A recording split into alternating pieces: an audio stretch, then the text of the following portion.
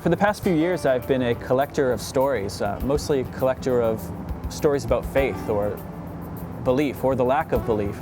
This began really with my first book, Killing the Buddha, which I wrote with my friend Jeff Charlotte, in which we traveled the country for a year gathering stories of people who believe and don't believe, and the great varieties of things people believe and don't believe.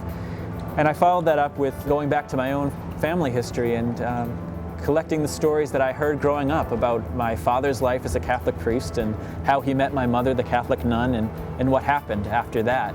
But really, I've been realizing since I wrote this recent book, Songs to the Butcher's Daughter, that this collecting of stories really started for me in the few years right after college when I got a job as a Yiddish book collector. Catholic guy from Boston, I nonetheless got a job for the Jewish Cultural Organization. And my work for about 3 years was just driving a truck up and down the East Coast, meeting people, picking up their used and unwanted books, and in the process learning their stories. Because of this experience of learning their stories, I wanted to find a way to write about it in a way that would convey not just my own feeling of gratitude for having heard them, but really what they experienced. And so that's how I came to write this novel. I wanted to convey the experience of what it's like to be someone who has outlived your language, basically. What it's like to watch the words that you learned first from your father and mother, to watch those words fade away. I was ever hopeful that I would learn their trade well enough to leave the garment shop behind.